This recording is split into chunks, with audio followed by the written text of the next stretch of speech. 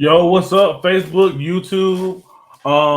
This is the first episode of Titletown TV Wrestling. I'm joined here today by your boy, comedian LP Lamar Pullum. Say what's up to the people. Well, but trying to find my finger. There you go. Bam. Wait. There you go. Wow. And of course, I'm your co-host today, Karan Casey Cadell. Um, this video is inspired by the recent, Survivor Series and NXT War Games, which I enjoyed both of them. Some matches I didn't, of course, but most of the main focus on the faction side of it. Um, just fantasy booking different factions for AEW and WWE in a tournament style, I guess you could say. We made some factions that are, currently in the WWE and AEW. We also had some of our own from our production meeting. We're gonna break down each one of them and then rank them as we go along. Um, First, we're gonna start off with the WWE. Um, and over the years, WWE has had some great factions come through there. Most recently, you think of the Shield, probably one of the most successful as far as a group goes and as far as individuals goes. Of course, you got Roman Reigns, the head of the table, current WWE Universal Champion, former tag champion in the Shield, former US champ and IC champ. John Moxley doing his thing in AEW. He did in WWE, and then you got Seth Rollins. But for me, the top ranked WWE not tag team staple would be the Bloodline. Me personally, because the things that Roman Reigns had done individually, and as well as he did back in the day in the Shield, and of course you got the 7-time I think tag champs with the Usos, guarantee one day Hall of Famer, and I forgot to mention the fourth person for the factions will be a female, not a male competitor or another tag team. It will definitely be a female. And then to add to the bloodline, we added Naomi, the wife of Jimmy Uso. Jim. Yes, but yeah, 3 persons. That's my number one tag team. I'm not sure what he thinks, but sure, how you feel? Are we talking number one overall? Overall, like, of all time? And WWE currently. Oh, currently, yeah, yes. Most definitely Bloodline. Mostly because of the Bloodline storyline, the way they created it with the organic backstory. They literally are cousins. They literally grew up together. I'm pretty sure with the twin situation between Jimmy and Jay, and how Jay was always looked upon as the most disliked or the least favorite. You know what I'm saying? And so he had something to prove.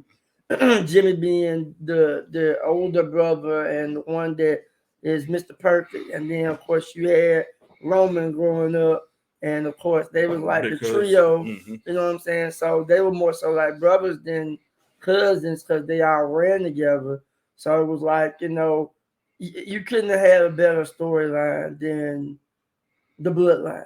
And really, even when Jimmy got into that trouble with the DUI and stuff like that, the WWE purposely was like, we can't punish you because this storyline is too perfect. It's too perfect. And to this day, the storyline still sits at the top of the creative, team right now because nothing else is going. SmackDown and it's somewhat still going with Paul Heyman. No, everything is going, but and they're adding on to the storyline, but it's still the same storyline. Right. It's still the Bloodline storyline. Right. But SmackDown is the A show, the A show. Oh, yeah. Like it was looked upon as the B show, the backup show, but it's always been an A show for me. It's the A show, and what was that? The week before last, when Roman Reigns took a break off, the ratings dropped because he wasn't there, and he wasn't there. It was like, damn. So what we gonna do? Right. And then even when he came back, he was like, I took a week off and this what happened. Like he's taking control of that locker room. Like he's not just with the bloodline, but just in general. Like you can't think of SmackDown without thinking about Roman Reigns. And also when you think about SmackDown, you think about their cousin Rock, which we're hoping to get a big dream match for in a couple of years at WrestleMania 39, 40. One of them years. We up there now. Yeah, we up there, but I definitely I would like to see that, but you kind of know the outcome already. Like you know for sure they're not about to let The Rock beat Roman by Roman being current, and of course it has to be a stipulation on the match to make sense, because that's what The Rock said. That'll be the only reason why I will come back is if the match makes sense. Oh yeah, the only way the match will make sense is if they fought for the spot at the head of the table to represent the entire family. Right. But me personally, I don't see it being over the title. No, it's gonna be over the head of the table. I know what I'm saying. It shouldn't be a title shouldn't be involved. No. Which I can see them putting the title on Brock Lesnar coming up at day one. Yeah. But then I feel like that is going to be a hassle in itself, because I salute Roman Reigns 100%. I used to be against Roman. I'm not gonna lie to you. I used to be against Roman, but most of the reason why is I saw the potential. I knew we could do it. I saw the potential too, but the reason why I was against it was because the creative team pushed him so much, and he wasn't fully developed into who he is now. If he was the same guy back then that he is now, I would have been all for him. They didn't allow him to be. When he was feuding with Samoa Joe, I don't remember now. It was Samoa Joe or Bruce. Can't remember which one was it. But he came out no nonsense, Superman punch, spear, got the fuck up out of there. Put his belt on his back and kept moving. They should have kept that launching point with his heel turn from that point on. No nonsense. Don't say too much. Get up out of there. And if you did want to add a mouthpiece to him, of course you could add it. Paul Heyman or anybody else to him. But that no nonsense. You trying to make him talk? He's not a great talker. Even with the brand new shiny teeth he got, he's still not one of the best talkers. He's improved a lot, but he's no Miz. He's no Chris Jericho. He's no Seth Rollins on the mic. But it's just, I don't know. It's weird to me. Like I said, because I tell you what really did it for me. Fast forward, rewind back to 2013, 14, whatever year Batista won the Royal Rumble. It got down to Batista and Roman Reigns. The crowd was completely behind Roman Reigns, but everybody knew Batista was going to win because that was the only reason why Batista had came back. Right. So, the very next year, because Roman didn't win that year, Roman won the following year, which was obvious. And it was like the writing, the creative control of it was horrible. Absolutely horrible. And it was like you said, I do agree that his promo skills were not there, because I want to say it was around the same year John Cena came back. 2014, yeah, I said 13, 14. Because the Shield came in 13, at the end of 13. Yeah. And so they were putting off that they were having that little storyline as to who is the leader of the Shield, because of course Dean came out as the singles competitor with Seth and Roman, tagging and winning the world win the tag titles. And then Dean went on to win. Dean, aka who is now John Moxley, went on to be one of the longest reigning US champs ever. But Roman had a promo where he told Brock Lesnar, back when Brock Lesnar was doing his little run as champ. Roman looked at Brock and he said, "You're a part-time champ. You come in, you haven't wrestled for 4 or 5 months. And then you come in, you do one match, and then you leave again." And he's like, "But me, I'm here every day, in and out, every week, and yet I can't get my hands on you." So, although Roman is one of the best heels by far, dealing with the champion, I salute him because he's there every single week. He's there every single week.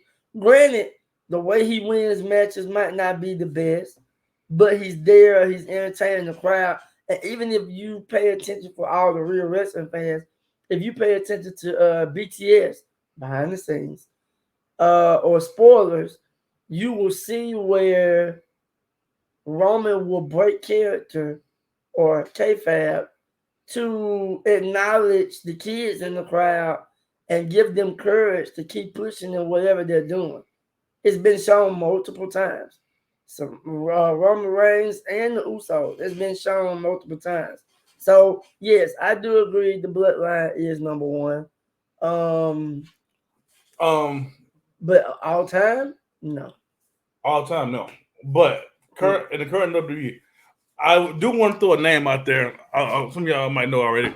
The New Day, they've been considered the greatest tag team of all time in WWE. But them as a faction, currently in WWE, they're not being used as a faction because, of course, Big E's on Raw and Kofi and King Woods are on SmackDown. Do you see them having any chance of taking over in one spot? The New Day? Yes. No. So Bloodline 1, New Day 2. Of course. Okay. I'm not completely sold on Big E as the champ. I'm not completely sold on Big E as the champ. New Day is kind of off their flair as far as the momentum that they had when New Day was hot. Because I feel like eventually it's going to be a heel turn with King Woods. Because I feel like somewhere along the line, Kofi is literally going to be known as King Woods Peasant. I hope not. I really hope not. This is my hope for them as a faction. Uh-huh. I don't mind Big E's around. I like how you got it. You know, him versus Lashley is a dream match. I don't see them continue far the tag team side go. I think they should continue as separate single stars. I do see King Woods winning a single title soon. Of course, him being on SmackDown, he's not going to win the Universal title. But I would like to see him take the IC title off of Shinsuke Nakamura. As far as Kofi goes, the 24/7 title has a lot of backlash because of who won it and how they won it. But if they were to change that title into more of like a TV title, I can see Kofi putting over younger competitors, younger stars with that belt.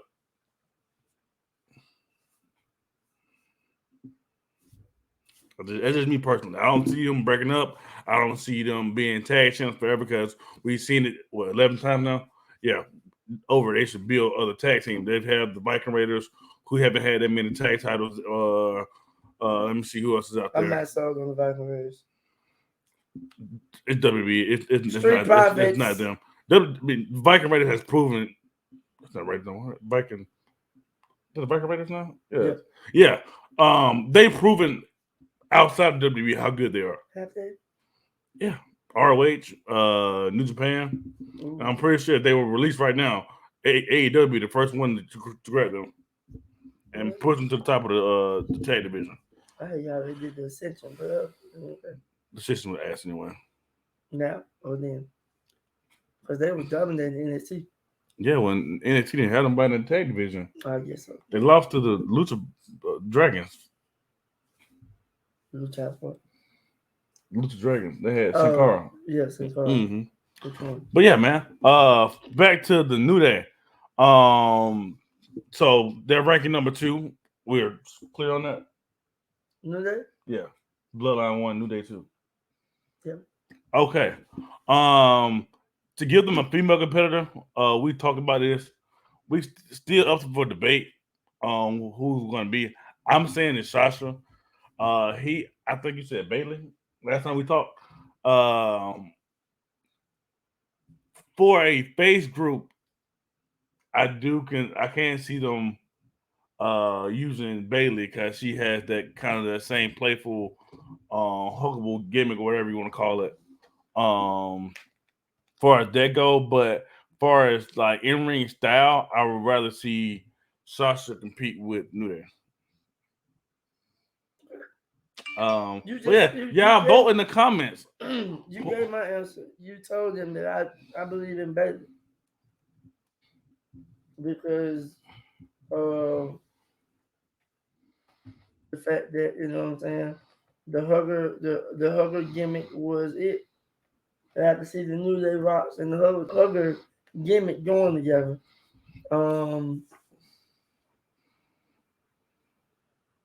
Yeah, I don't see Sasha in that gullible type, jumpy type gimmick. It's guppy.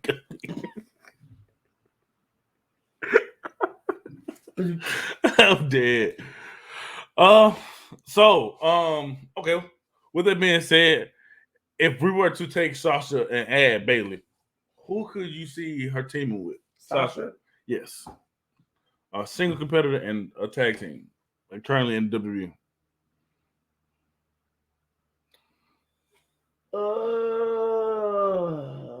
And if y'all have any ideas out there, y'all can share as well.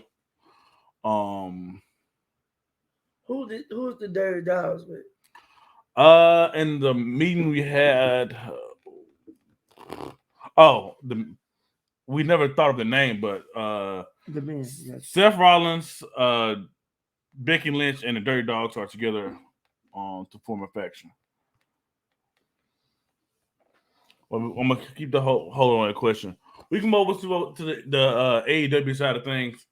I think their 1 and 2 are more clear than the WWE side is. Number one, we have the Elite with Kenny Omega, Young Bucks, and Hikaru Shida.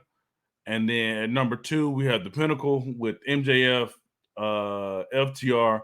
And then for the female competitor, we have daughter of their manager, Tessa Blanchard.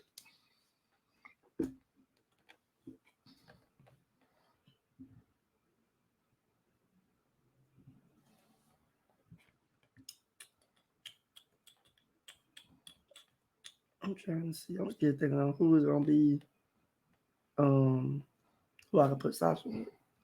Because there ain't that many factions right now. Got Dirty Dogs, Viking Raiders, the Street Profits, the that's it. Ray and Dominic. That'd be cool. Wait a minute. She does have that lucha style of wrestling. Yes, and she got it from Eddie Guerrero, Rey Mysterio, and Eddie Guerrero. Woo, boy! So I'm on fire. Okay.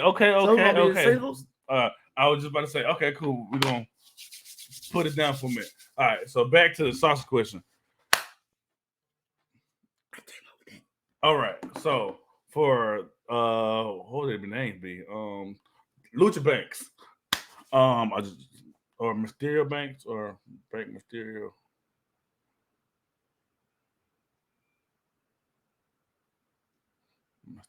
Boss Mysterio. You trying to figure out the name? Mysterio bosses. Hold on, you trying to figure out the name? Yes.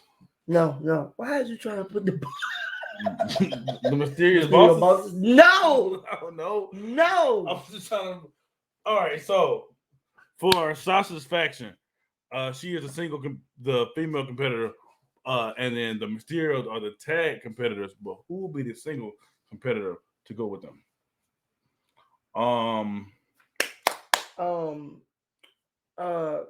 Guard. What's his name? And the Garza. Yes. But he has a tag partner, so you just leave him out of it. Oh, Humberto, yeah. Fuck him. All right, so. Okay, another question about this group. Okay.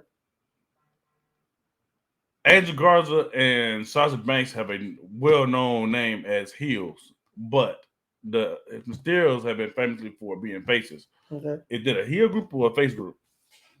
Ray has never been here. I know they have the Mysterios are been faces since they've been in WWE, Yeah, but we've seen Sasha at the heels. That's probably her best side, and then Angel Garza is a pretty good heel as well. It's tough.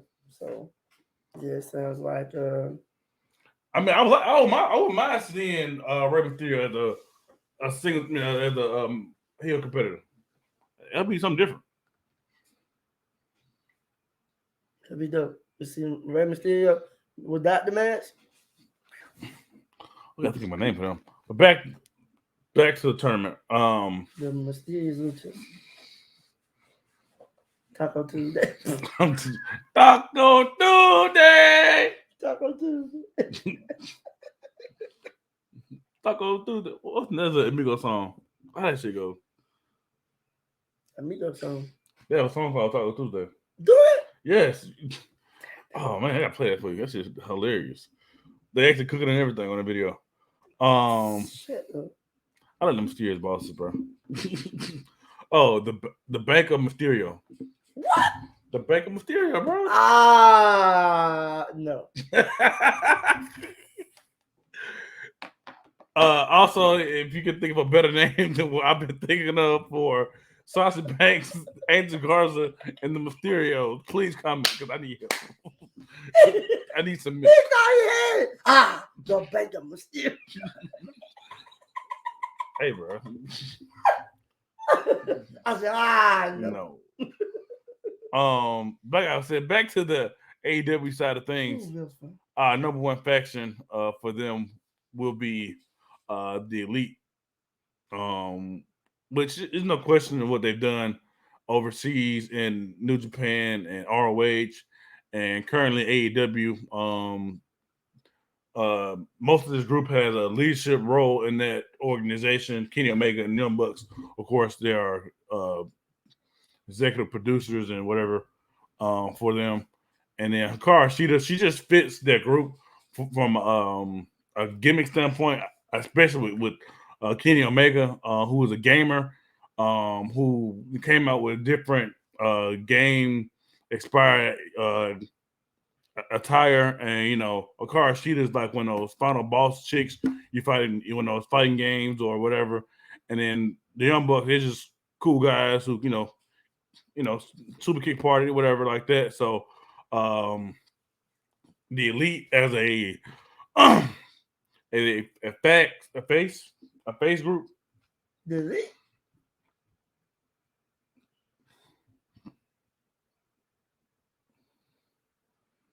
Okay, I see it. And then have the Pinnacle as our top heel group at number 2. MJF, FTR, and Tessa Blanchard. Is this the one where I said I was going to trade her? That's still a possibility because she isn't signed to AEW. Yes. Okay. Cool. All right. Got you. Go ahead with your analysis on. The Pinnacle is already a faction in AEW. MJF is their leader. They're kind of like a 4 horsemen callback group, and then you got the FTR, who kind of like the Brain Busters with R. Anderson and Tully Blanchard, which is the father of their female competitor, Tessa Blanchard, who's currently working with WOW, the Women's of Wrestling, trying to rebuild that promotion. But AEW does have the Forbidden Door policy where, people from other places can come in and wrestle for the organization, represent the organization. I can see Tessa coming in and, get managed by her father, Tully Blanchard, as well as the rest of the Pinnacle, and being part of that faction.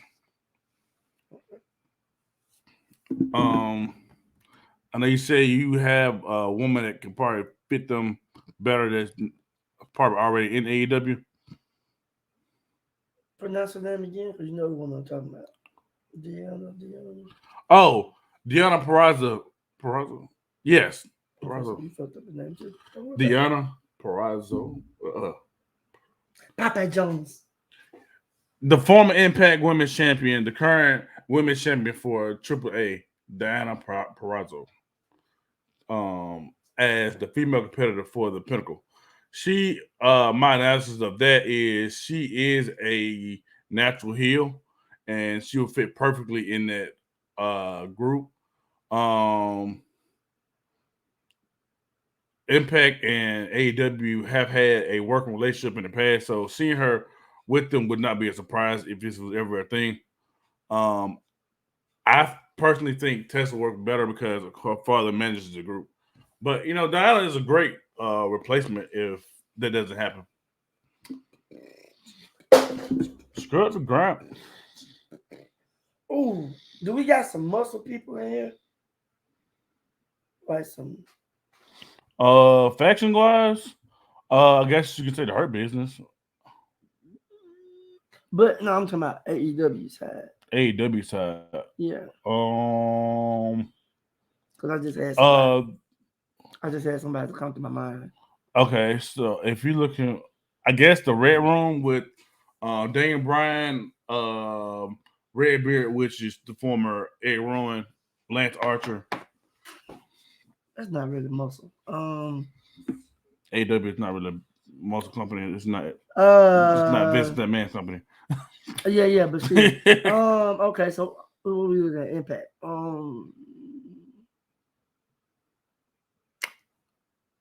Jamie is a girl. Yes. Change her to Jordan Grace. For Team Taz? Yes. Oh, that's AEW. I'm tripping. But it's an open door policy, so that's why I said change to Jordan Grace. You know who Jordan Grace is, right? I know exactly who she is. I love her. Thick ass. I love her. Me too. But beside the point. I don't see her fitting with Team Taz only because she's a natural face. Jamie is currently working with Britt Baker in the heel role. Mm-hmm. And Team Taz is a heel faction. Okay. Damn. Jordan Grace.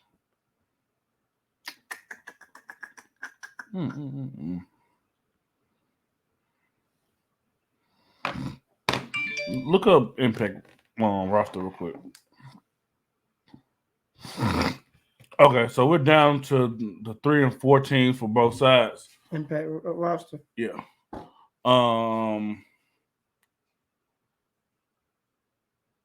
The number 3 ranked team in WWE. We currently have what I consider the men. Seth Rollins, the Dirty Dogs, Dolph Ziggler and Bobby Roode and Becky Lynch. And number 4, Hurt Business with Bobby Lashley, Cedric Alexander, Shelton Benjamin, and Tamina.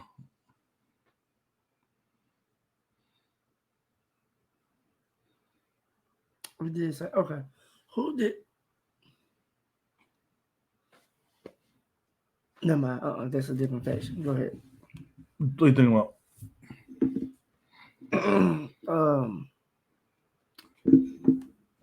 When we said something about who was we putting Mandy with? Rose. By the way, she beat China. That's surprising. 2 out of 3 falls. That's very surprising. 2 out of 3 falls. That would never happen in real life. You know what happened? That would never happen in real life. You know what happened? What? The faction she was in came in and jumped China. That's the only way. That's the only way. Fine. That is the only way. A dub is a dub. This is what it is.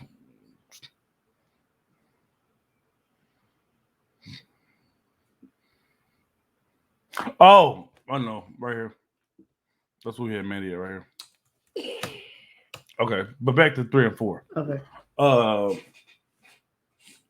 I know we got to change the name for them, but the men. Your analysis on that? You put it up on the thing yet? You want the people to see it?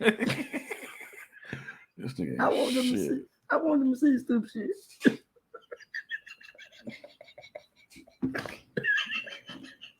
Take it back down. I'm from put it back down. Okay. Okay. Let's see. Nah, for real. Okay, so the men, of course, you got Seth Rollins as the singles competitor because we all know Seth Rollins is one of the. He's going to go down in history as one of the greatest wrestlers dealing in this era right here. I don't even know what this era is called right now, but we're gonna call it the brass ring era because they've been talking about everybody going for the brass ring. So this is the brass ring era. So I'm definitely gonna put Seth Rollins up at the top because Seth Rollins has pretty much accomplished everything that you could possibly accomplish in the WWE. Money in the Bank, Royal Rumble winner, multiple time WWE champ, multiple time Universal champ. What else? Multiple time tag champ, IC champ, and US champ. At one point in time, he had the WWE and US title at the same exact time.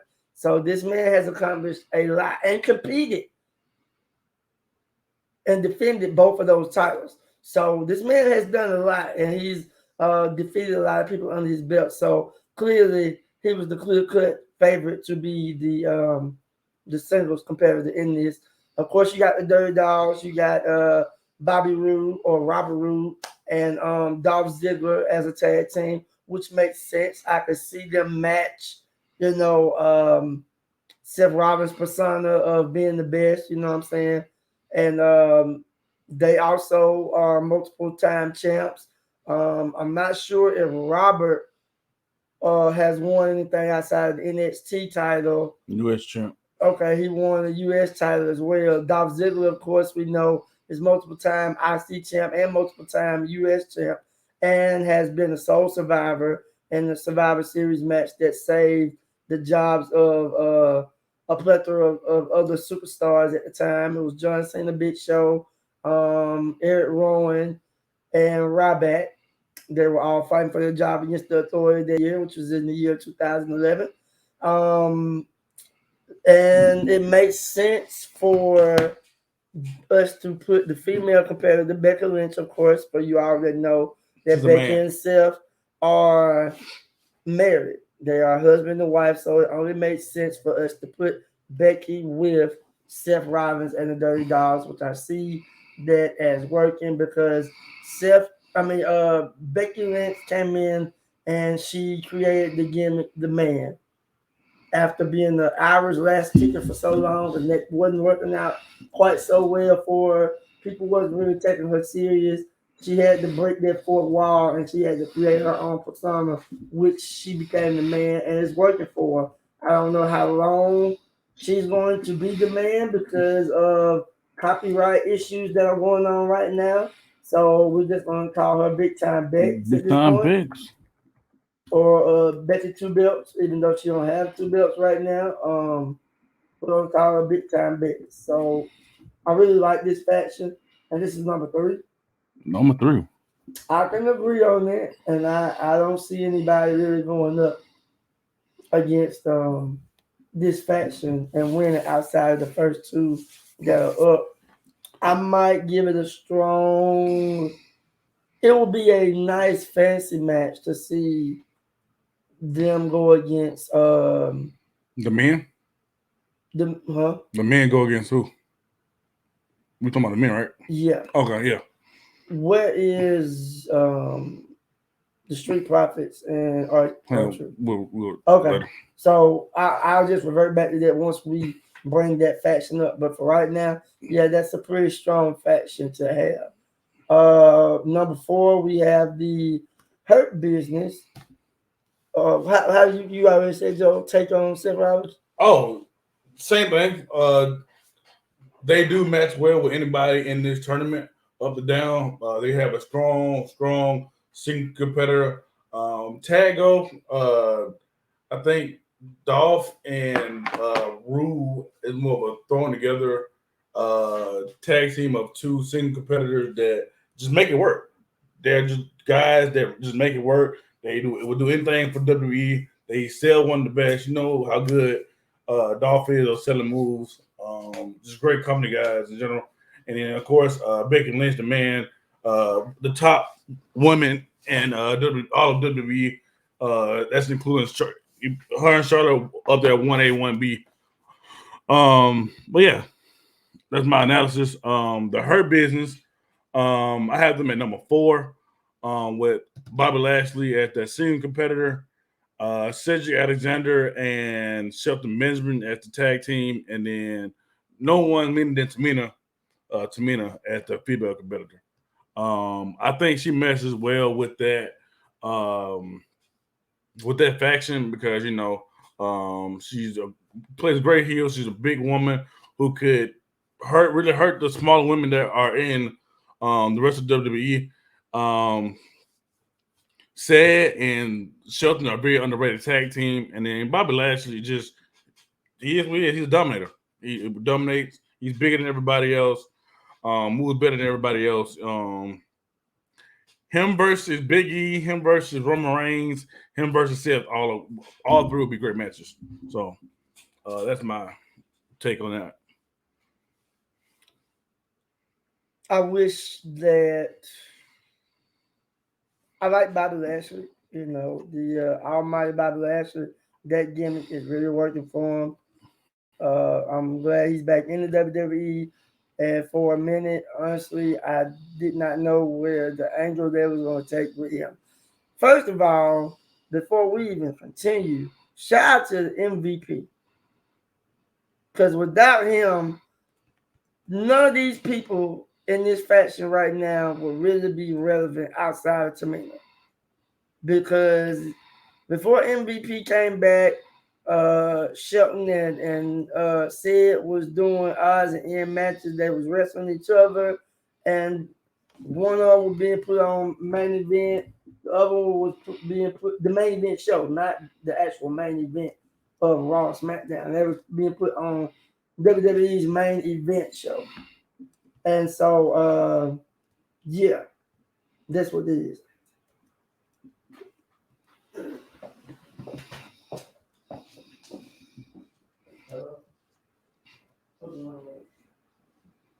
Nah.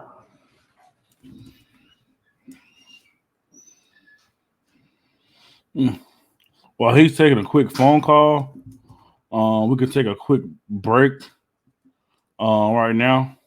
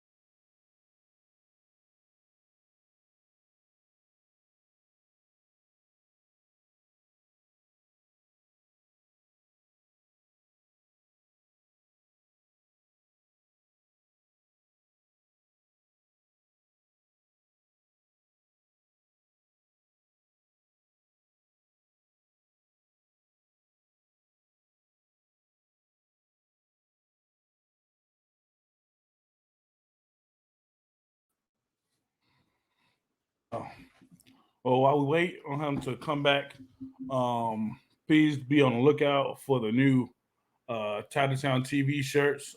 This is the back. Um, this is the prototype for the original, but we've now transitioned into being our Titletown TV presents Titletown Wrestling, which a brand will be give y'all wrestling news across AEW, WWE, Impact, such and such like that. This is the front with the TTV on the front. Um, yeah, be on the lookout for that, and go like and subscribe to the new Titletown TV page where you can find Sports Talk with KC, which is my show, my live stream about sports, football, basketball, you name it. I will have on guests going forward each and every week, as well as bring you sports news, debates, hot takes, whatever like that. And then, of course, I mentioned Titletown Wrestling will be providing wrestling news across all wrestling promotions. If you have any ideas for the show, you want to come on to the show and talk to us about wrestling. I know there's pretty wrestling fans across the world that some are in hiding, some are more active and vocal about their opinions. But yes, Titletown TV will provide the wrestling news. Um, yeah. Um, um, the third rate stable we have for third and fourth ranked stable we have for AEW is the Inner Circle and the Dark Order, which are two of the more older tag teams in the main staples and AEW. Um, the Inner Circle, a faction has been around since day one, pretty much for AEW, with of course the champion leading the way. But this time around, I have Sammy Guevara leading the way as the TNT title champion. Sammy Guevara, and then for tag team, I have Chris Jericho and Jack Hagar running tag with the female competitor being legit Layla Hirsch. Reason why I put her with us, she has the MMA backgrounds to go along with Jack Hagar's MMA style, and then of course the rest of the group are been together for a while. They know how to coexist. I'm not sure what he thinks, what Demar thinks about that selection. But as of right now, that's what we have. For number four, another older tag team that's been around for a while in WWE, AEW is the Dark Order. Um, of course, leading the way for them, they have the AEW champion, heavyweight champion, and Hangman Page. Uh, and then for their tag competitors, I have Evil Uno and uh, the original tag team for Dark Order, Evil Uno and Stu Grayson. And then for their female competitor, we have Tay Conti, former NXT superstar, women superstar, Kate Tay Conti, who's found some success as of late with AEW. And her and Anna Jay's been tagging them for a while. Um, who would have been another great selection, but we have her on a different stable, and so the female competitor for them that fits the most right now is Tay Conti. Now uh, we have went through the 1 through 4 for both sides. We're now we'll break down the rest of the um AEW, the rest of AEW and WWE factions in just a second.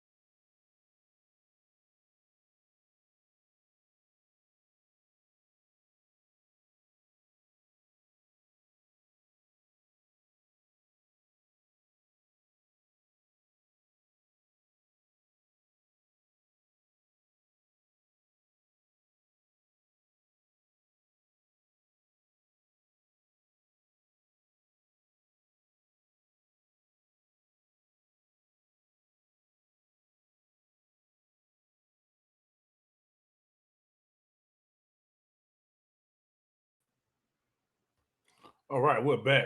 Sorry about that. We had some technical difficulties.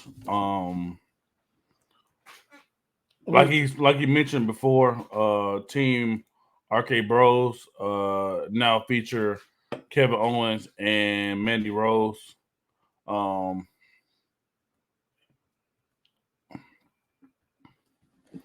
After a long debate and some 2K20 WWE 2K20 simulation, we came up with Mandy Rose as the female competitor.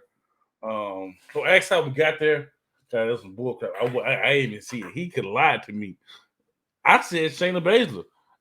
Oh, both them bitches. No offense, Mandy Rose lady. But I think Shayna Baszler would fit them more properly. But he did send the WWE 2K20 match between Mandy Rose and Shayna Baszler, and she got jumped by Toxic Attraction, of course. And so Mandy was the victor for that match, and it will be the female competitor for wrong team.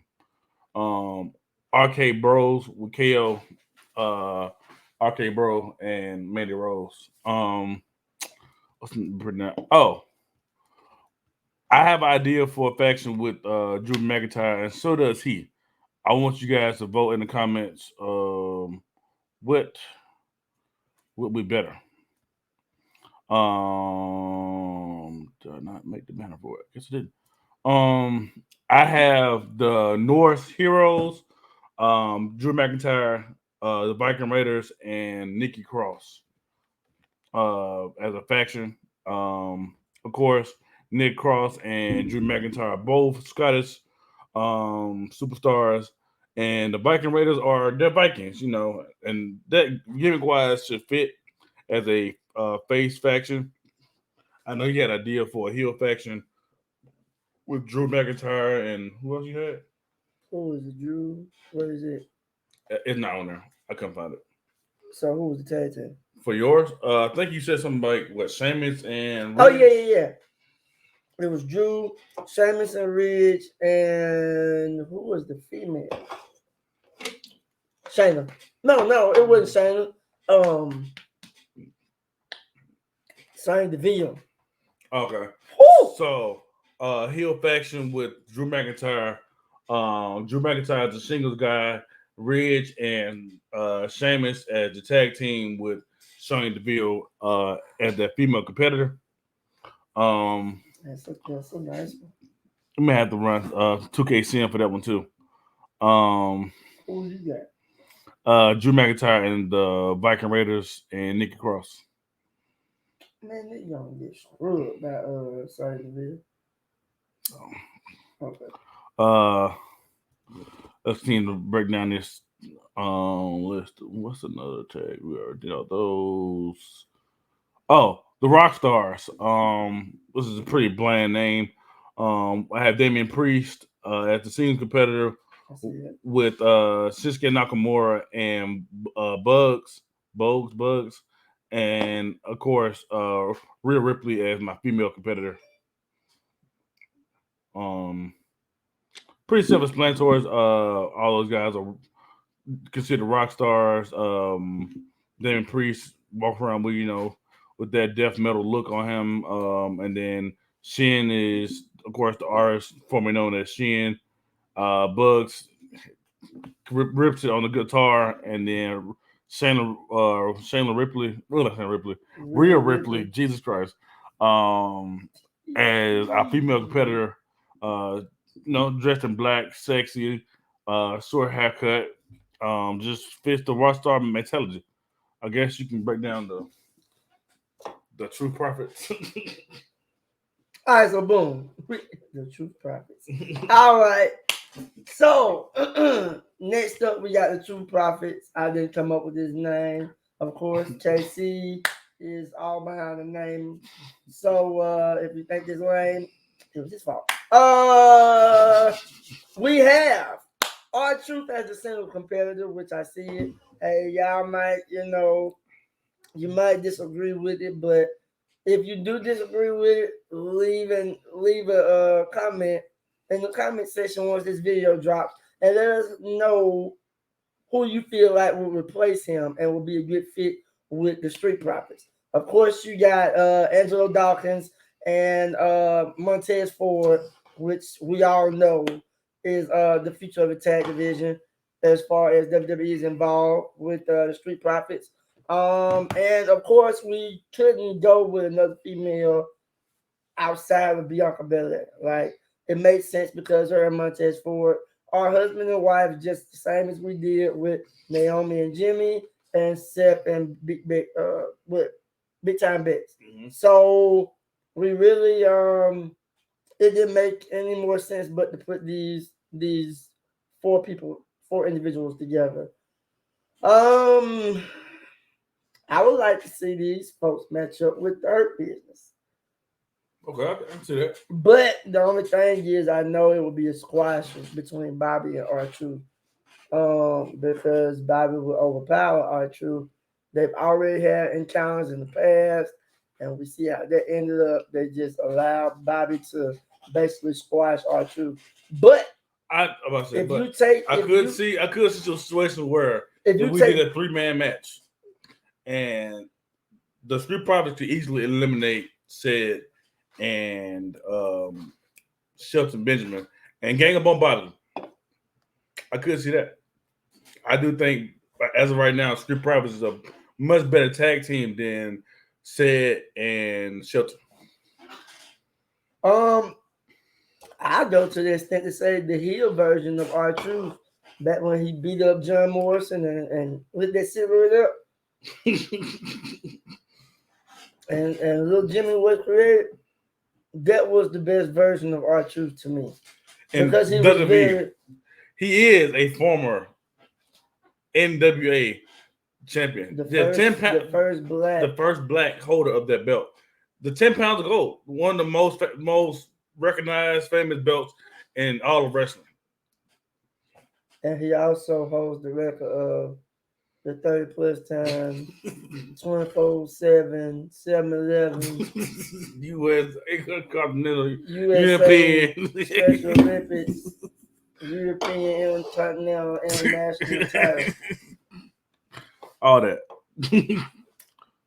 And then, Bianca is just Bianca. She gonna do her thing. She's the best. Bianca gonna be the strongest, the fastest. Steph gonna Steph, Bianca gonna be Bianca, for real. Bianca outlives a lot of men in the WWE currently. So, hey. We in NXT or what we doing? Okay, yeah, we can go ahead and then we can rank them after that. All right. I like the 2 points. These teams can or cannot be involved in this. This is the NXT side of things. I'm a huge NXT fan. Even the new show 2.0.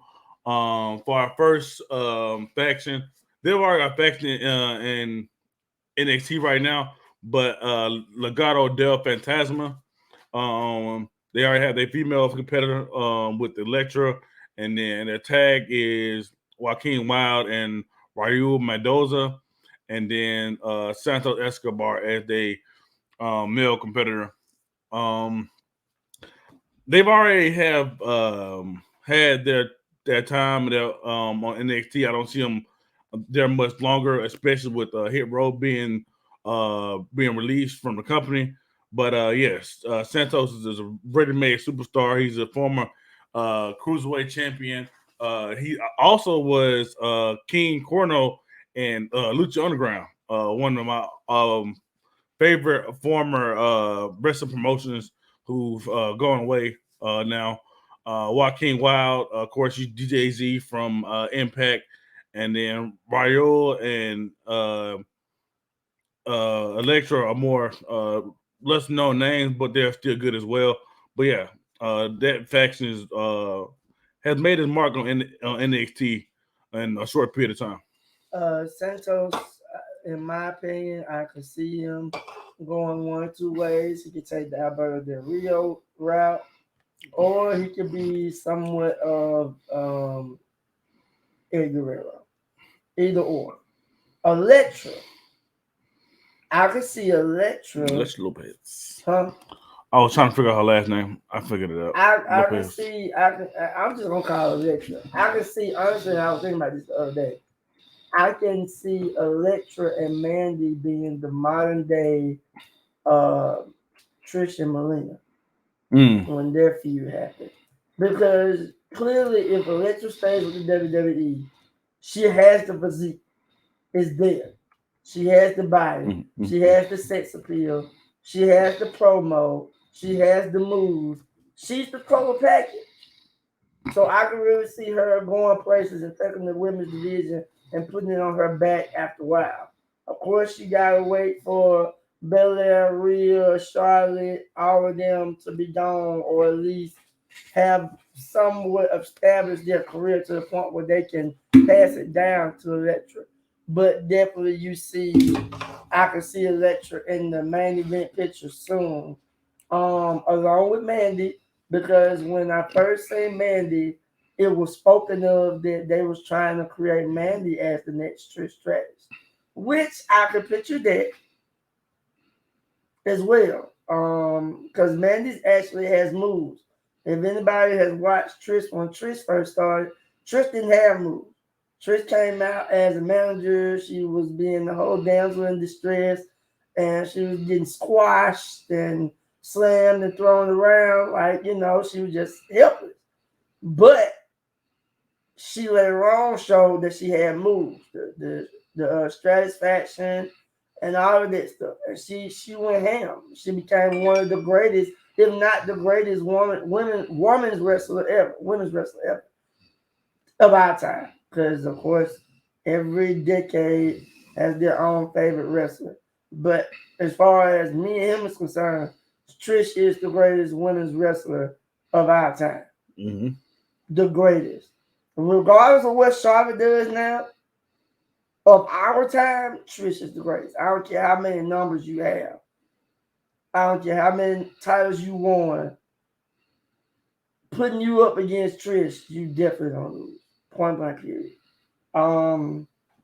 Let's see what else we got. Look at it on. This. Yeah. All right. You can go on. Just pick one. Did you do NXT 2.0? No, I just did. Look at it. Okay, I'm not gonna do them. Fight Club. I think me and KC kind of we bumped heads on this one because the way he set it up, I don't know what I'm doing. It might already be on here. It is. All right, so boom, the Fight Club. We had. Is that my pick? That's my pick. I switched it around. Okay, so boom. What you see right now with the Fight Club is Solo. We don't call him Solo Uso because I don't know how to say his last name. I think it's Solo Sequoia. I'm not gonna try. Solo Sequoia. Yeah, so if I'm saying it wrong, that's fine. Chunk it up. Judge your mama. Don't judge me. So of course, if for the folks that are watching and following NXT as well, NXT 2.0, Solo is the brother of Jimmy and Jey Uso. Right now, he's also known as the Street Champ. The reason why I put him as a solo competitor because I feel like that's who is being pushed to be. I will go to say maybe like a knockoff. I said knockoff. I'm gonna say like Umaga 2.0, which is his uncle.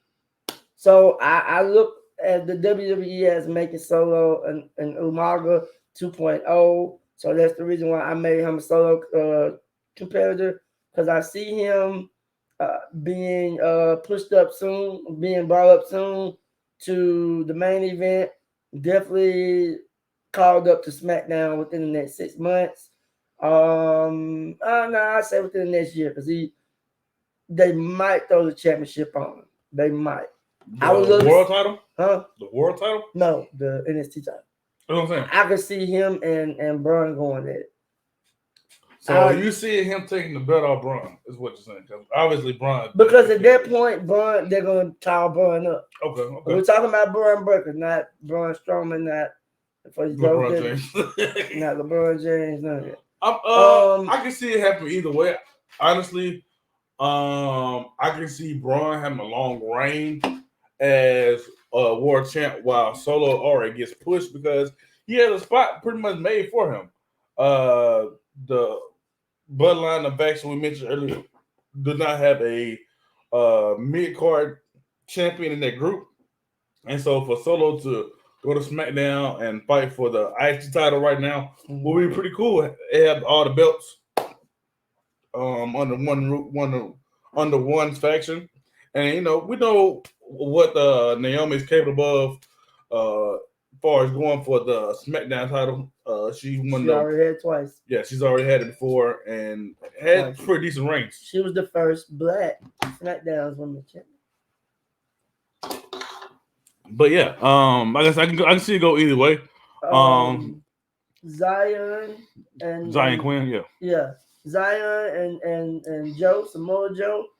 I put these two together because, like I said, it only made sense for Solo to be the solo competitor and Zion and Joe to be a tag team, simply to put the rookie and the vet together for the vet to kind of show him the ropes, because I'm not sure if Zion is a part of their tribe, is a part of their family, but I do know that Zion definitely said that The Rock is the reason why his entire life was saved. He is a former NFL player turned to a wrestler, and he was like, The Rock was his mentor and the reason why he's in wrestling today. He has the tribal tattoo. Some of his interests, he has done the war cry, as they call it. And it only makes sense because, like I said, Joe is that vet that has been in the game for so long. He's only able to do as much as he can now because he's very fragile. Everybody knows that Joe has definitely had a plague of injuries over his career. Since he's been in the WWE, every time he's won the NXT title, he's gotten hurt. Even on the main roster, when he got a push and you thought he was going places, he got hurt. So at this point, the plague of injuries, that's the only area that you can put him in as far as wrestling at this point, is putting him in a tag. Now, who we got as the female? Zoe Starks. Before we continue, my variation of the group is a little different. I had Zion as the singles competitor only because of the current feud going on with them and Legado del Fantasma. They've kind of been feuding over Electra Lopez, him and Santos Escobar, and then of course with Solo and Samoa Joe as the tag team. Of course, they're both Samoan. Joe, like you mentioned earlier, is getting a little older and has injuries piling up on top of each other. And it's not as moving as well as it used to be. Those two is currently out right now. He dropped the NXT. He vacated the NXT title a few months ago. He won from Karrion Kross because of injury. And I don't see him winning another solo title in NXT. For NXT goes, I think they're going more of a younger crop of ladies and gentlemen as far as the titles go. But I can't see his way and my way as well, working for both of them. And then Zoe Starks, she's just a tough girl, man. She's very muscular type of chick, very fit and in shape. Would definitely keep that group level-headed. She's very mature for her age, and along with Samoa Joe, keep the guys motivated and headstrong. With that group, it might be a breakup possibility with Quinn and Solo being the young guys, and they probably want their individual achievements. So there's a lot of breakup potential with that group. But yeah, with that group, we can kind of scramble around with those three guys, depending on what feud they're going against. Like I mentioned, Legado del Fantasma, Zion versus Santos will definitely be the marquee matchup for our that go. He mentioned Braun and Solo going at it. We do have Braun in the Team NXT 2.0 staple. The tag still undecided. I put Trick with Melo because, of course, they're friends right now, and Melo has the North American title, And then Braun is clearly the future world champion for NXT. And Cora Jade, her spot in this is solely based off her performance at War Games. She is the MVP of the War Games match for females. We saw the Swanton Bomb on top of the top rope. She got the pin for the face side of the NXT women's division side. Yeah, I think our last meeting he mentioned taking out Trick and putting in Grayson Waller, which as between it's been a week since we had our meeting, and within that time, Grayson Waller did backstab Johnny Gargano after his farewell speech, which he has a ton of heat right now. So throwing in Grayson Waller right now would be a great decision. Thank you. But like I said, Trick is Melo's partner. I know. But yeah, so I don't think you can go wrong with either way, Grayson or Trick. I'm gonna slide Grayson in that spot right now because of his backstage heat his current heat going into heat in general. But yeah, Grayson Waller and Melo for team 2.0. We have some more NXT teams to go through. Of course, the Diamond Mine, who's already a faction, Roddy Strong, the Creedy Brothers, and what is her last name? Ivy Nile. Mm-hmm. Yeah, you know a little more about her. Remember you said she was on the Rock show? Yeah, she was on Titans. Titan Games. The Titan Games. Me personally, like I said, I need to see more of her simply for the fact that you see the potential there. She has muscles. She puts you in the mind of China. When you first saw China, when China first stepped on the scene with the WWF, the first thing that came to your mind was this a big ass lady with muscles. And if she ain't a robot, and if she ain't, okay, I'm not even gonna do that because that's gonna go into a whole nother community that I'm not trying to deal with. So yeah. You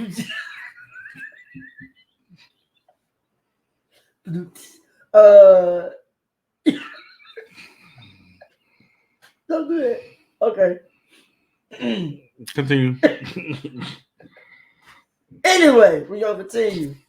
I need for the WWE to put her in a match where she can show her skills. And I feel like the WWE does stuff like that because they know that those potential people don't have a skill set right now. And I really need for her to show that she's believable.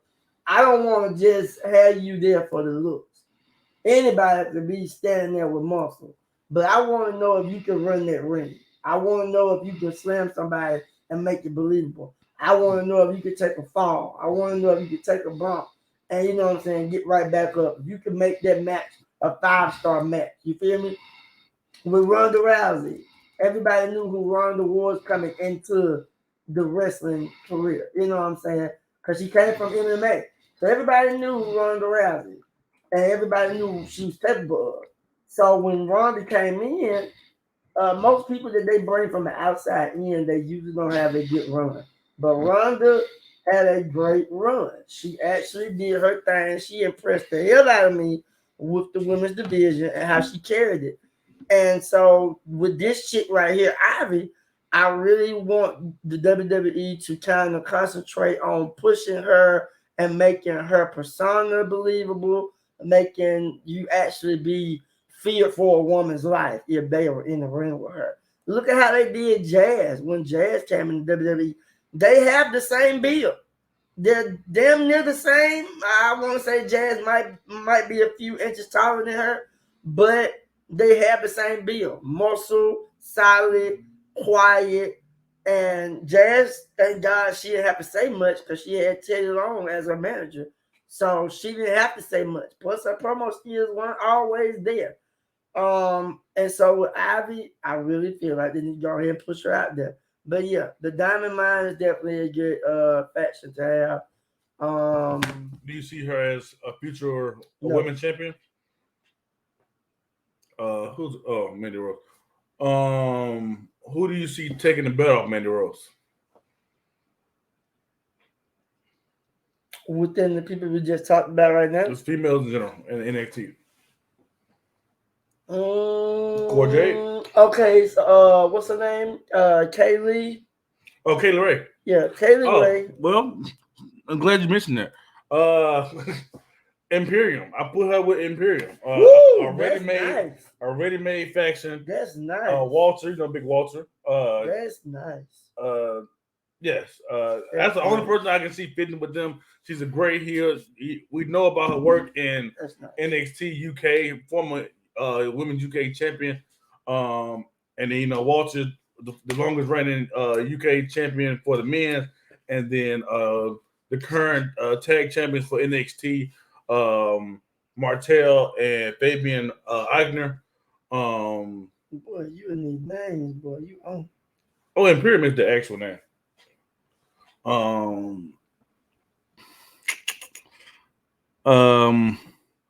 Yeah, she just seemed like she fits it. Them versus Diamond Mine. I know both teams are heel, but that would be my dream matchup in NXT. I guess because of the tracksuits. They both wear, but yeah, the Creed brothers will match well with Martel and Fabian Eichner, and then Walter. I know he's a bigger competitor than Roderick Strong is, but he could definitely hold his own against Walter. And then I would be a little worried on the women's matchup because Kaylee Ray is way more experienced than Ivy now is, but I would still play money this season. Beat her ass. I would definitely pay to see both of those teams go at it. Or beat her ass. Who we got next? I think we got like two teams. Oh, okay. Guess you can do Team Black and Gold. Okay. You ain't got no name for the other one right above them? It's Mustache Mountain, but they have a female that doesn't have a mustache, so I didn't know what to put. She actually deserve one. Dakota Kai. I'm dead. Oh, okay. So we got Team Black and Gold here. As soon as it pops up on the screen, and we are in business. Black and Gold, Team Black and Gold. We have LA Knight. You know what I'm saying? LA Knight is not new to the game. LA Knight came in straight out of Impact, and he made a name for himself. Actually, NWA. Huh? His last start was NWA. Impact for me because I didn't watch NWA. So LA Knight has accomplished a lot dealing with the company in the small amount of time he was there. Him being on the old school team was a little weird for me because it was. I know was still on the threshold of the new right. He had just like at the tail end of the old NXT. But it made sense though. Oh yeah, of course. Like him matching up against Grayson Waller. What I wouldn't have mind is if he would have turned on Team Black and Gold because he hadn't been there long. Oh yeah. So that would have been a nice little plot twist, but hey, they did what they did and it ended up well. DIY most definitely. Tommaso Ciampa and Johnny Gargano. Should we revisit this because Johnny's not with the company no more? No, we don't have to. Leave it as is. We don't leave it as it is because it is what it is. He ain't signed with nobody else. So at this point, he's still up in the air. You know what I'm saying? And Raquel. Come on, Raquel. Bring it back, Raquel.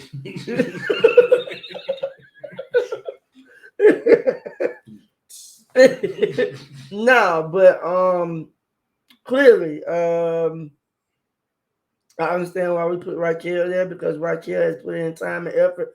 Raquel has put on. She's been through so much dealing with NXT. She is leaps and bounds of what she was from day one. She couldn't even get on TV because of Bianca and Shayna and Rhea Ripley and girls like that. Io Shirai, who also would have been a great pick for this team as well. But yeah, she's a former NXT Women's Champion. She was very featured towards the end of at least the last year of NXT 1.0, I guess you call it that. DIY is one of the greatest NXT tag champions of all time. And then LA Knight, he's haven't technically won a legit title in NXT other than the $1 million championship. But we can definitely. I'm surprised he didn't go to the main roster first. I'm very surprised because of who he is on an Impact. He was Impact in NWA and other places he's been at, but I don't see him winning title while he's there. Unless he take the bet off Melo. I don't see him taking the bet off Brian. Who, LA Knight? Yeah. No. Take him to the main roster. Time to just do it. Yeah, just skip NXT and go straight to SmackDown. Raw. Yeah, because like I said, SmackDown is the A team now. It's the A show. Yeah, I'll probably send Solo to SmackDown, send him to Raw. Braun, it doesn't really matter. You can put them either way. And then them to fight with a squad that they're choosing in the Survivor Series match. That would be dope. Ooh. Anybody beating Bloodline, though. Anybody beating Bloodline. Solo, anybody beating the Bloodline. Solo, Roman, and the Usos? No one's beating that 4. And Zion? No one's beating that 5. Samoa Joe. Anybody, either way it goes. Samoa Joe, I'm not counting him. That man don't. I know. He don't tear his ACL coming down the ramp. I don't know what the hell happened with him.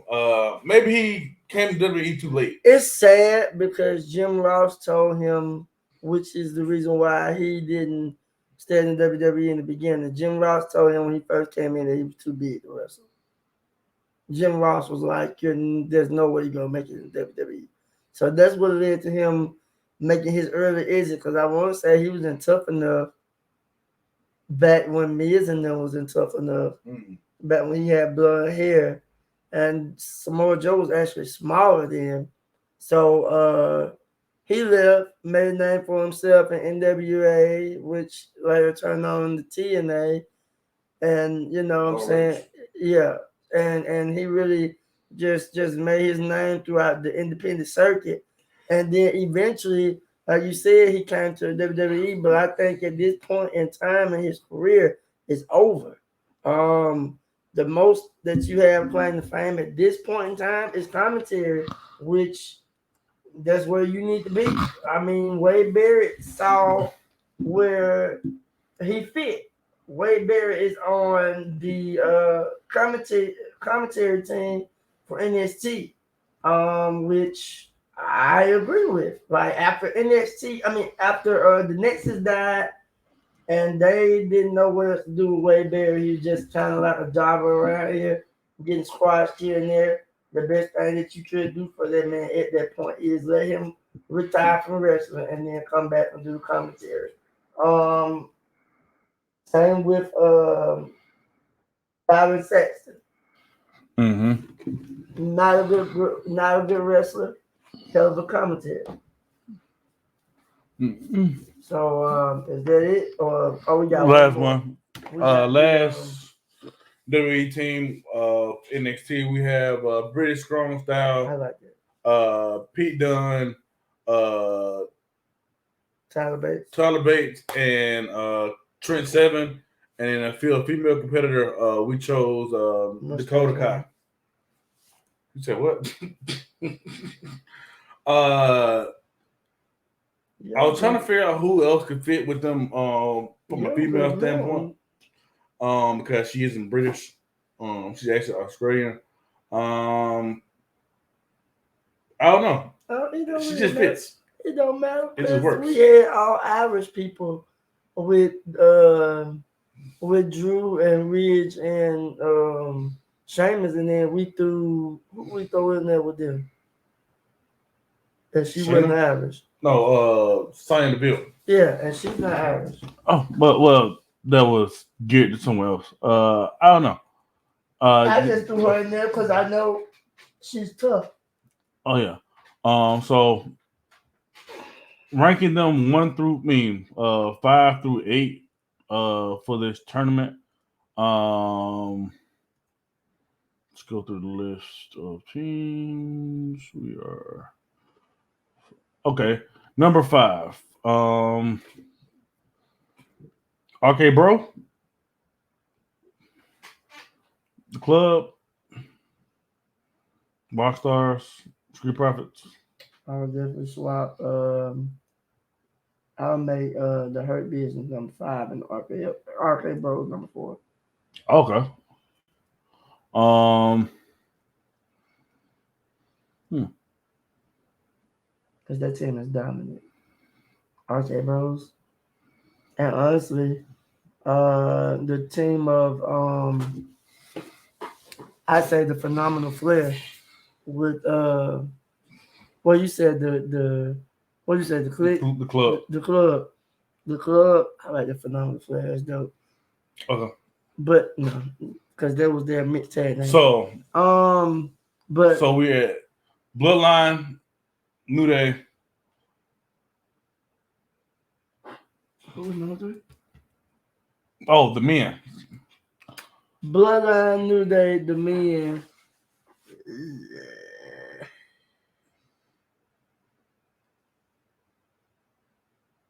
Okay, Bros. Hurt Business. The club. Okay, Bros. Hurt Business. Man, Hurt Business are falling. And They're they falling can't in get the up. rankings. All right. And they can't get up. So at 3 we have the men, that which include Seth Rollins, uh, the Dirty Dogs, and Becky Lynch, the man Becky Lynch. At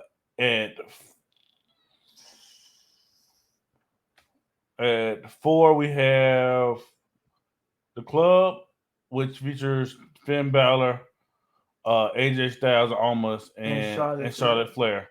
At 6 we have the Hurt Business. Get 5. Who's 5? You went from 4 to 6. Who's 5? RK Bros. RK Bros with Kevin Owens, Randy and Riddle, and Mandy Rose. Mandy Rose. Yeah, he's right here in my face. Dubs on. And then at 6 we have the Hurt Business. You sound so disappointed.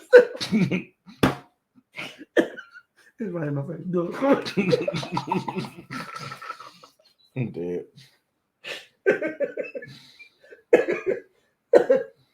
Ooh, boy. All right. Woo, man. And then the 7 and 6, 7 and 8 spot goes to the Street Profits, and for the 8th spot, either the Rock Stars or one of the NXT teams. Oh, and then of course the Drew McIntyre face or heel matchup. Who we putting in number 8 as the final pick? We still gotta do 7 too. Huh? I thought we had 7. I thought you did the Profits. Oh yeah. 7. Okay, so number 8, for fighting for number 8, we have the Rock Stars, Drew McIntyre's stable of face and heel people, and or the NXT groups we've just mentioned. I go with the Rock Stars. Damien Priest, CN, Bugs, and Rhea. Rock Stars.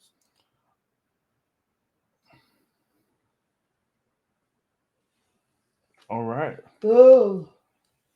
Okay. Well, give us a second. I'm finna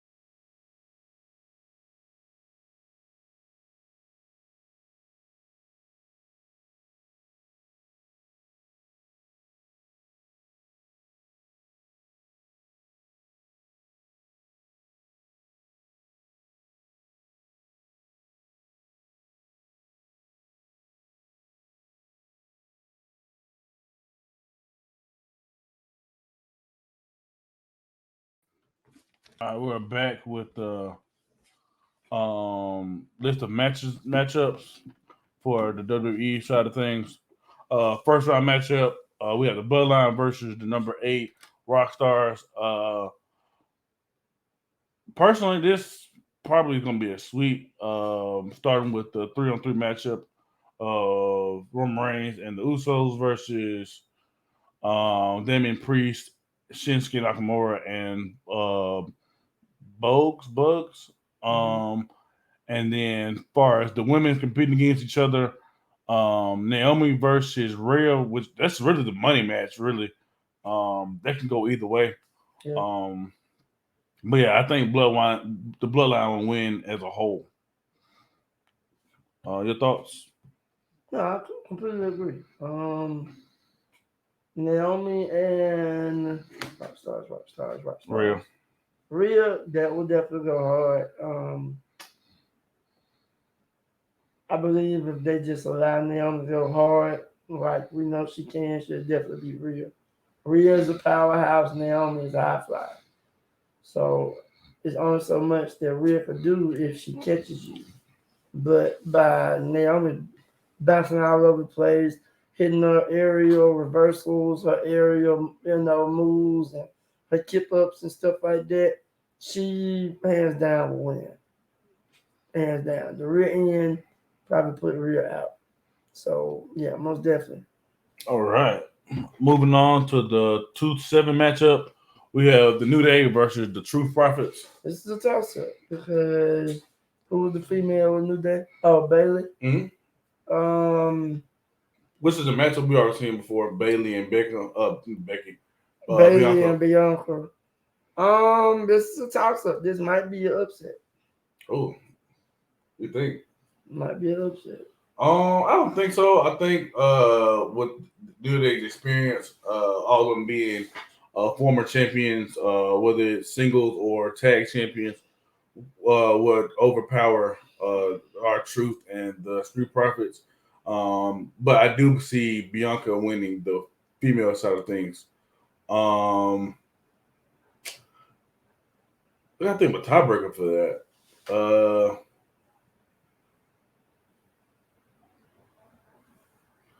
Our Truth versus Big E is not that entertaining. I'd rather just see Kofi and Woods versus Montez and Angelo Dawkins for a tiebreaker. Who?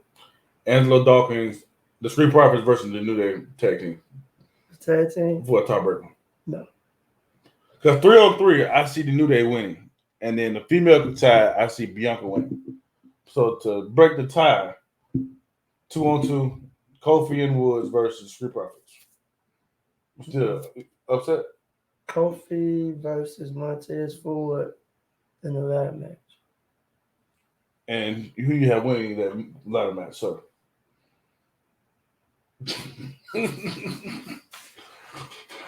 Oh, Jesus Christ. I'm going to say Kofi. Why have to be a ladder match, though? I know that that'll be a very entertaining match, but why a ladder match? What are they going to get? You just answered a question. What are they getting? It's a contract? Entertaining some match. Cash? No. Neither one of them are tag champs. The brass ring. Why we can't just do a 2-on-2 match? Okay, do a tag team. We're a tag team. How about you do a 2-on-2? And I do my ladder match. Okay. We ain't got to agree. We can agree, disagree. I was just trying to get a tiebreaker. Okay. Who breaks the tie? Montez or? Okay, let's do war games. Okay, who wins? You can't tell me the New Day does not beat Street Profits in this, regardless of who wins, who's in the match. Okay, you're right. I'll get to you. No, they win. So 1-2 have advanced. Next. The men versus the Hurt Business. Men. Damn. Next. You treat him like this man. You don't think? No, go back. Hell no. So You think the Hurt Business is gonna beat the damn men? That's not what I'm saying at all. No, because you said shit like you was going with a different view. I'm just all right. So beginning of this video, the Hurt Business were number 4 ranked tag team. Right. At one point in time. Mm-hmm. They've now slipped down to number 6. Right. They have Bobby Lashley. Okay. Is he not one of the top 5? Is Bobby Lashley a better competitor than Seth? No. All right then. And they are the solo competitors in both of the groups, right? Okay. All right. So but wait. You have the tag side. Okay. Both teams aren't that great on the tag side. The Dirty Dogs or Sid and Shelton. Okay, boom. But if you look at the individual accolades of both teams, Dolph, multiple time world champ, multiple time IC champ, multiple time US champ, Soul Survivor. This man got accolades. I get that. Robert Roode, NXT champ, US champ, that's it. Tag team champ. Got your ugly ass. So, with that being said, you go to the Hurt Business. Cedric Entertainer. Cedric Alexander. Cruiserweight champ. Okay. Raw tag champ. Okay. And then you have Shelton Benjamin, IC champ. US champ. Tag champ. Okay. This era and the past era. Okay. And guess what? It sounds like it's a very competitive resume to Robert Roode. It's not. How is it not? Both of them to Robert Roode. Dolph.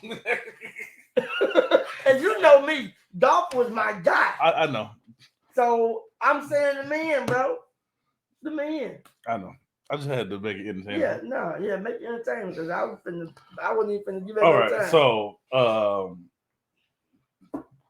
a more competitive. This is definitely a good one. We got the club. We know. We got the club. We know what. We gotta break it down first, bro. Before we just say it. We know what. Okay. We know what Finn and Kevin Owens did in Japan for the NXT title. That match is a 5-star rating match altogether. We ain't talking about Japan. We talking about WWE. WWE. They were in WWE. Who? What? You said Japan. No, they went and fought each other in Japan for the NXT title. Oh yeah, they did. Mm-hmm. The same weekend that they had the Beast in the East for Brock Lesnar.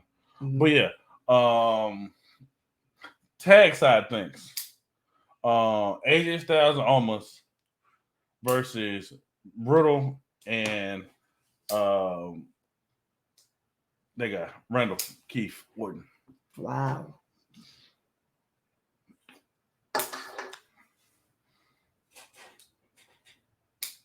I mean, Riddle does have a bigger resume than Almost does.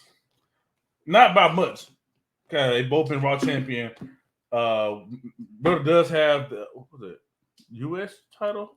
Yeah, US championship, and then Almost has no single titles.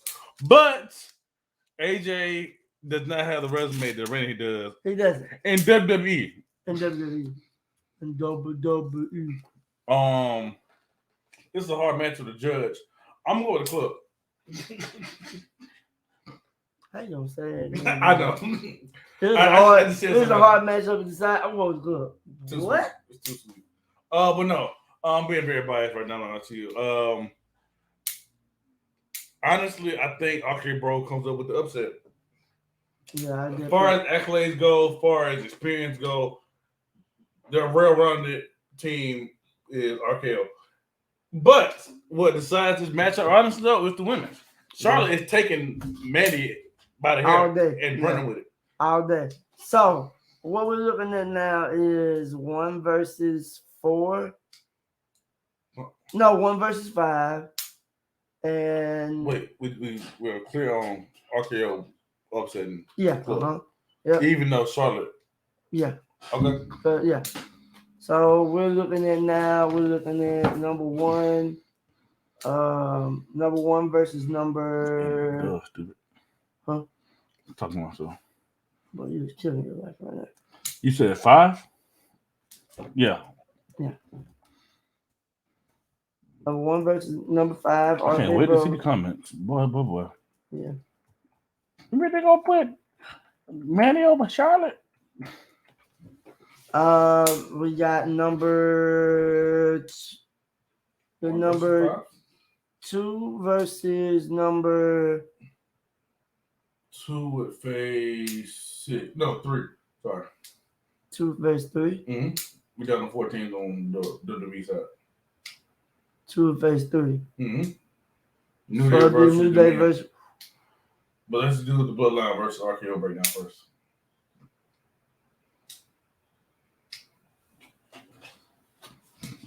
So we got the Bloodline versus RK Bros. Once again, we say nobody can beat the Bloodline. Landslide. Nobody can beat the Bloodline, bro. It's sad to say, but nobody can beat the Bloodline.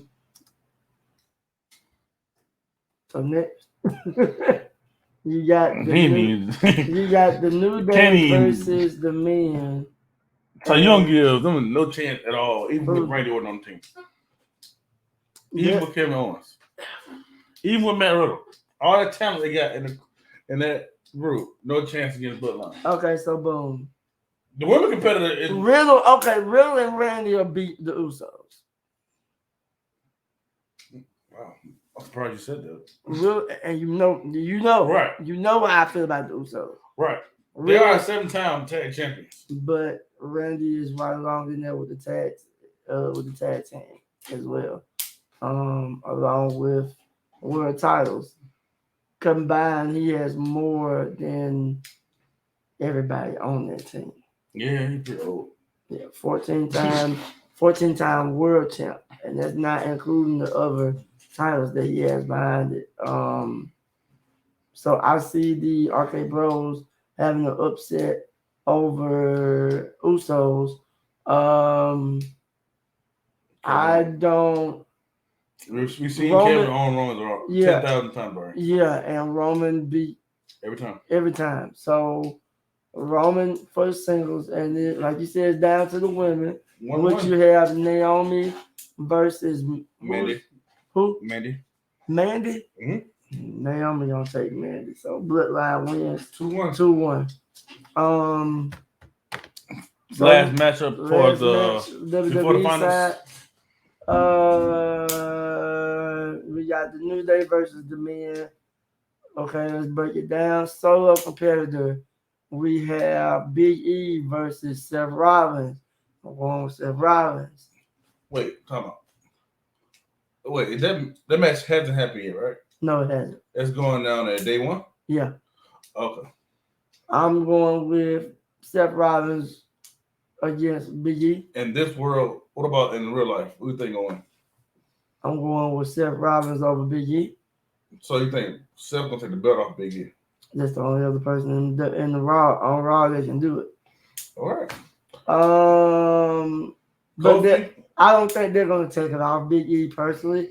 Me knowing how the creative team is, I don't think they're gonna take it off Big E right now.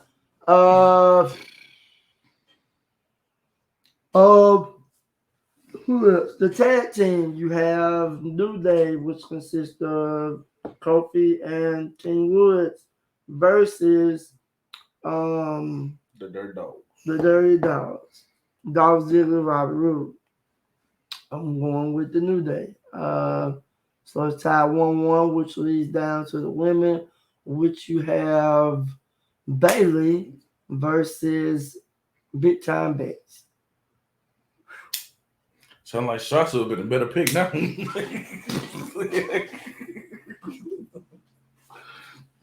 Don't substitute Bayley out.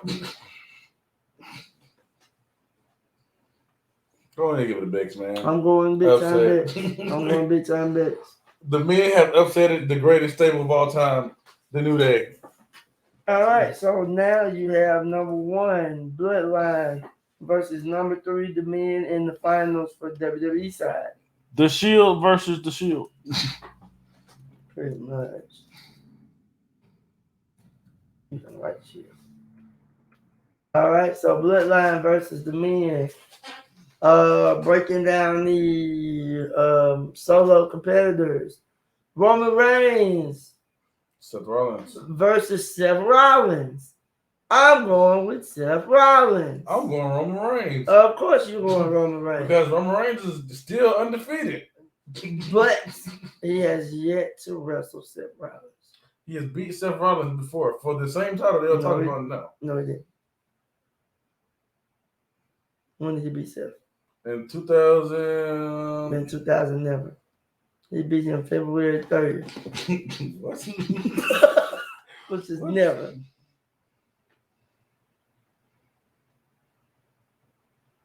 Hey Siri, has Roman Reigns ever defeated Seth Rollins?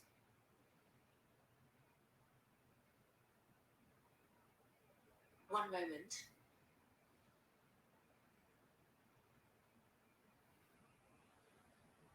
Still on it. Oh, the bell typing. Something went wrong. A Please bit. try again.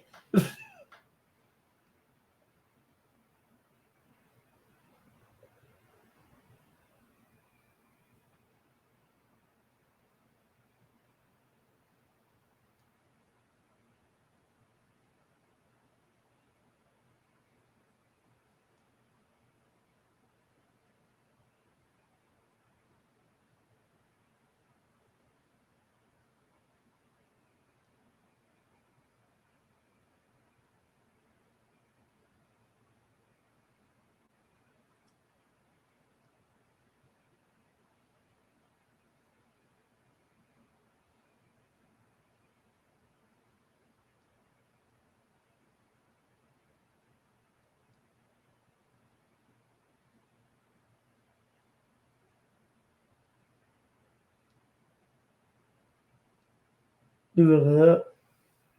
Yeah, I'm trying to figure out.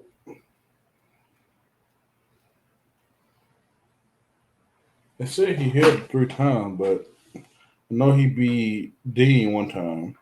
Yeah. No, he beat Triple H for it one time. Who, Roman? Mm-hmm. Yeah. I'm telling you, bro, he never beat Seth Rollins for the time. So I'm going Seth. I'm still going Roman, man. I think That's that fine. I know why you're going I Roman. think that with the head of the table gimmick, there's no way he can lose. Okay. Comment who you pick for that winner. So in my mind, I'm going Seth, and then the tag team, the Dirty Dogs versus the Usos. The Usos all day. And the women, Big Time Bets versus Naomi. I'm going Big Time Bets. So looks like the number 3 team for the WWE, which earlier we kept saying nobody's going to defeat the Bloodline. Look like in my mind the Bloodline has dawned down. So Bloodline and 2-1 for me. Only match they lost in my mind would be Naomi versus Bex. How we decide that, I have no idea. 3-on-3 CM possibility, or we could just do a CM between Roman Reigns and Seth Rollins. So we're obviously on the same page when the tag team and women goes, right? You said the Usos? Yes. And then I said Big Time Bets. We will go for Rebecca's. So yeah.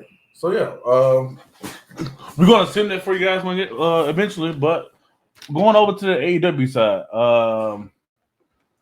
so we can go ahead and close this out. I should run through these switches real quick. I'm gonna let you go through and pick number 5 team out of all these. I know who I would pick, but the number 5 team. Mm-hmm.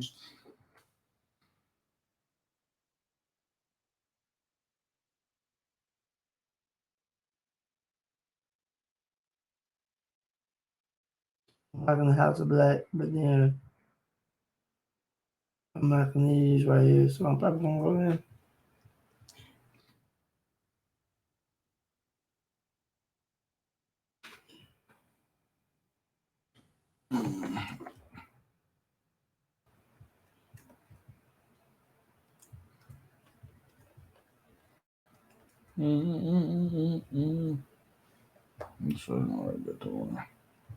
All right. So for the number 5 tag team, stable in AEW is the Paradigm, which features John Moxley, Sting, and Darby Allin, and then Rebel, who's right now the bodyguard for Britt Baker. Couldn't really figure out a woman to fit with this group, but I can definitely see um, John Moxley, Sting, and Darby Allin being a great tag team stable. Your thoughts, sir? Since you picked them, I just like the whole faction with Moxley, Sting, and Darby. And who was Rebel? Yeah, Rebel's a nice catch. All right. Since we're on the former WWE side of things, my pick for the number 6 tag team stable would be the Straight Edge Society. Uh, CM Punk, the Good Brothers, and Serena Deeb, which a lot of people don't know. Is the former, what is that girl name? She was in the original Straight Edge Society with the bald head. What was her name? It's the same character, but what is her WWE name? Fudge. Yeah. That's my number 16 for AEW. What did that girl name? Put some respect on my name. While we wait on this, um,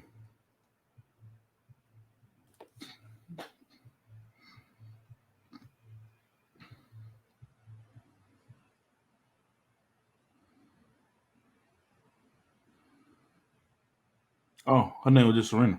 Okay, that makes sense. Um, the number 7 stable in AEW. Um,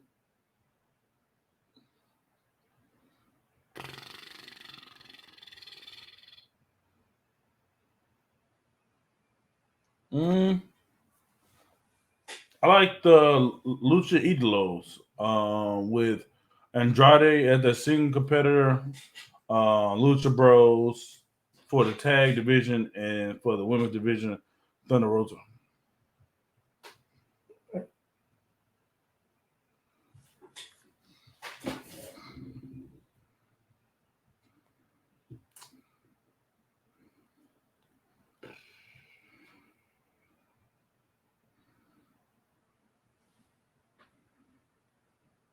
What you gonna do? What? I guess you can pick number 8, and then we can close out. Okay. You did. You what you say about Thunder Rosa and them? I like this team. I said they're number 7, Okay, that's number 7. and then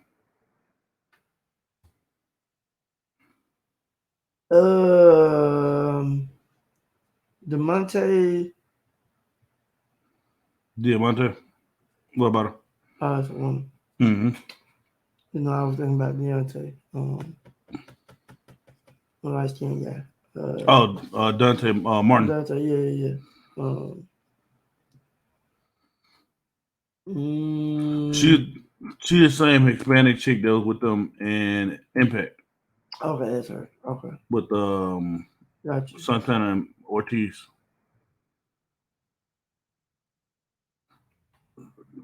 Ooh. I'm going to the party. Jay Lethal, Private Party, and and Jay. Jay. Yeah. I was surprised you didn't go with Eddie Kingston and I started Ortiz to. I started and to. San. I started to. And that was another tag that. I started to, but no, I'm gonna go with. Okay. Guess we can put it down. 6.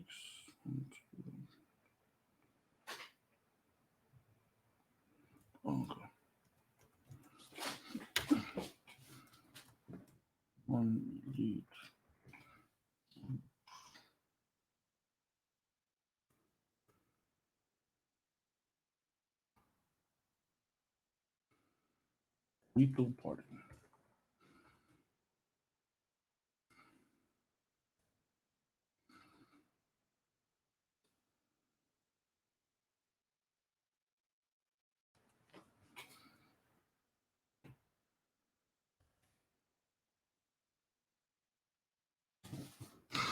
All right, 1-8 matchup. The Elite versus Lethal Party, which features Jay Lethal, Private Party, and Jay Cargill. I have the Elite winning that matchup, just based off where they are positioned in AEW. Right now, of course, Kenny Omega, former champion, Bucks, former tag champions, and Hikaru Shida, former women's champion. Uh, Jay Lethal is relatively new to AEW. Private Party has not had that chance to win the gold. And then Jay Cargill is looking like the favorite to win, as she said, that bitch show title, the TBS women's title. Yeah, I got the Elite winning that matchup. I go with the Elite.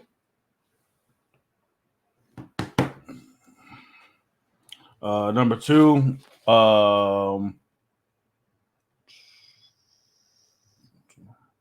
the Pinnacle versus number 7. What was I say? The Lucha Idolos. Um,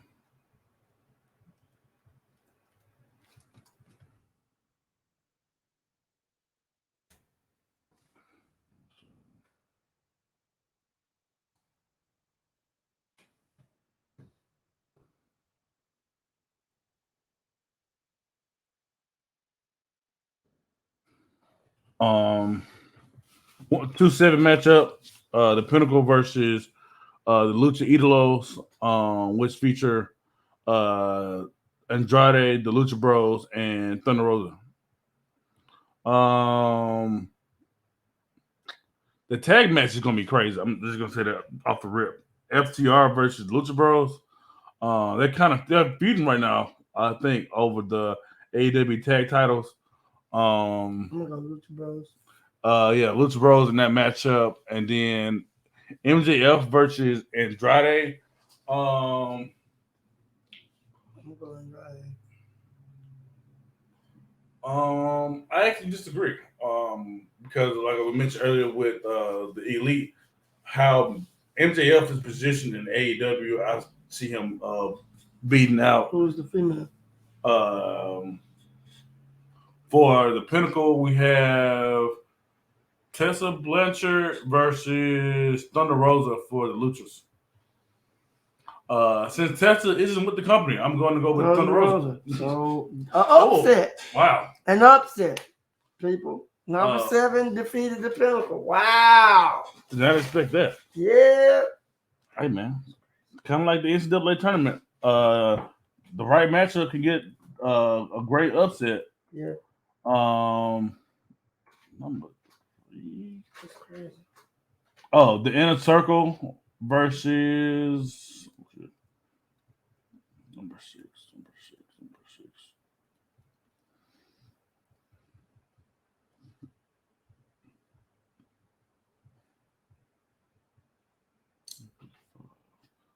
Big 6, which was Discreet Exercise.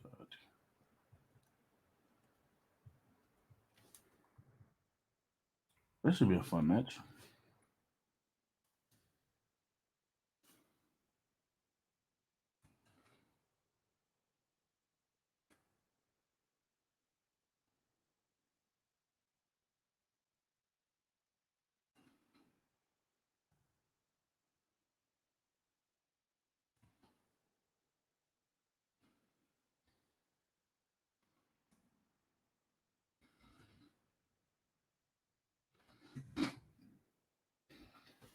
All right.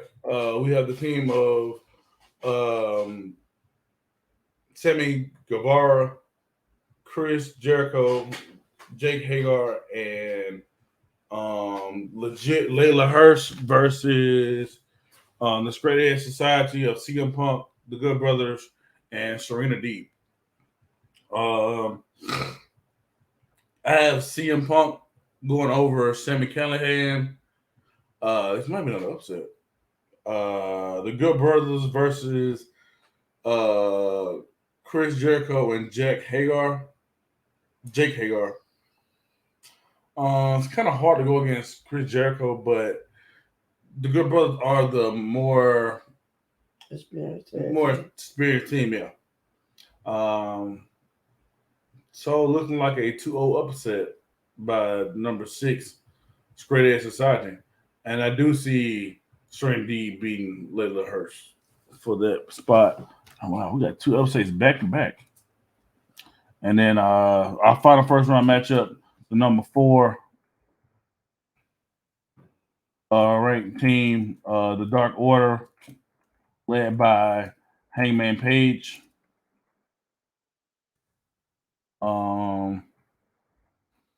Against the number 5. Oh, Paradigm Shift, though.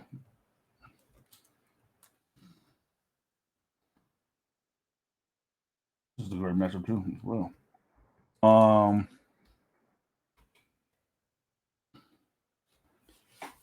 The Dark Order, the singles matchup is really the money match for this. Hangman Page versus Mox versus John Moxley. And then for the tag, you have Evil Uno and Stu Grayson versus Sting and Darby. And then for the female side, we have Tay Conti versus Rebel. I see another upset.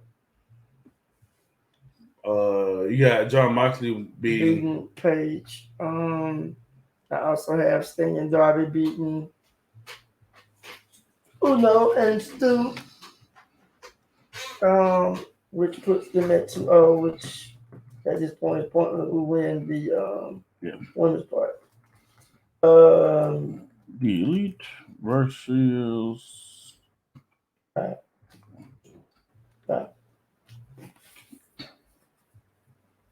No, it'll be 7.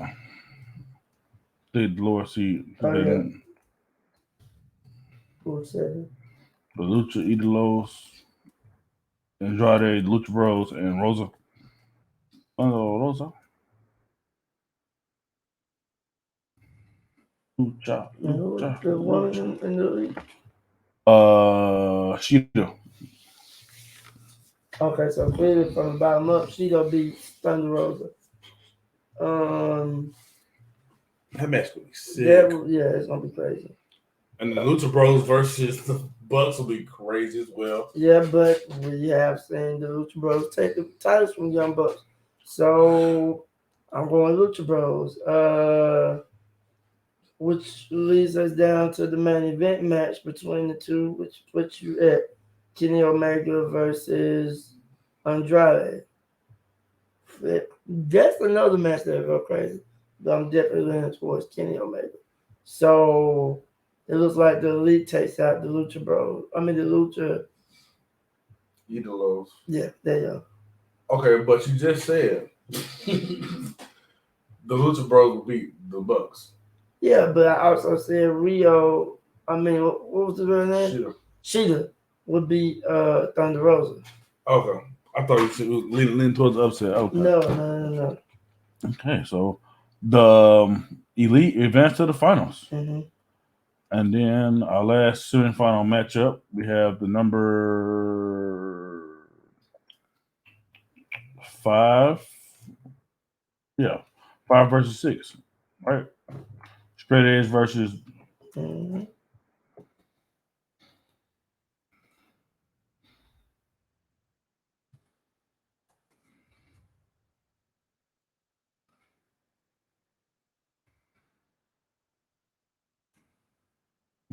Moxley versus CM Punk. Dream match.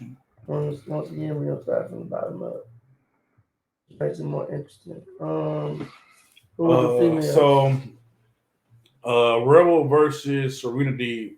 I take Serena over the Rebel. She hasn't been established as a solo competitor at this point in AEW. She's pretty much been a lackey for Britt Baker. With straight edge.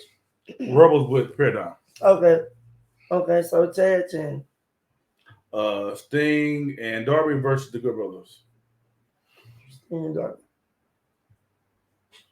Okay. And then John Moxley versus CM Punk. Moxley. I'm going Moxley. All right. Wow. Straight up victory. So, in the finals of the AEW, the Elite versus the Paradigm. Another bottom to the top. Okay. Rio versus Sheeta. Sheeta versus Rebel. Sheeta's definitely going. Yeah. Ooh, Jesus Christ. to. Sheeta versus Rebel. Sheeta definitely gonna win. The Young Bucks versus the Sting and Darby. Young Bucks. The Young Bucks. So really, the Elite takes it because Kenny and Mox in the end. I go Mox. I go Mox. Over Kenny Omega. Because that match that they had when AEW first came out, Mm-hmm. and Mox won.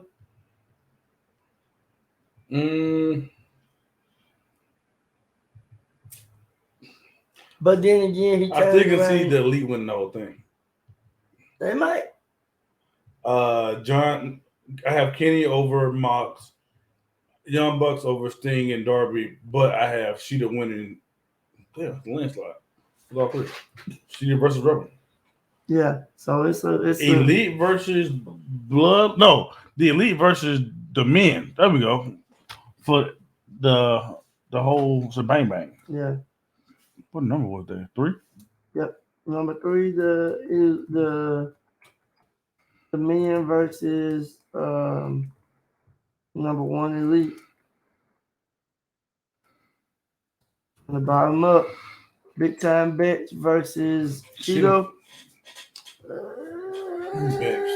We're going Bets. Big Time Bets. Young Bucks versus the Dirty Dogs. We're going Young Bucks.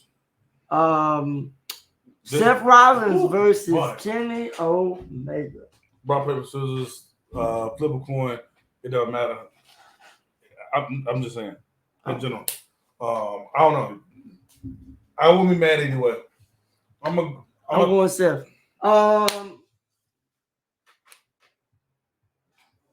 going Seth. So the number 3 from the WWE defeats the Elite to be the top team from both brands. The men have prevailed. WWE over AEW. This has been faction wars. Comment below any dream factions you guys would like. One single competitor, a tag team, and a female. And a female. If you have any one that you want to pin together, and if he's down, we could possibly come back and do it again, but do legendary factions. Ooh. War. Same concept, but this time it could be. Rob for Rip. Just thinking about one. Shawn Michaels with the New Age Outlaws and China. Yeah, the DX. And who would go against them? Or we could do NWO, Hulk, Burt, and the Outsiders with what female could go with them? Alana Blaze. I don't know. Yeah. Sable. Right. Yeah, Sable's another great choice. Trish Stratus. So as you see, these are examples of what a legendary faction war could start with the conversation. So comment in the box below once we drop this episode. I am LP. Thank you for tuning in to the first episode of Titletown Wrestling.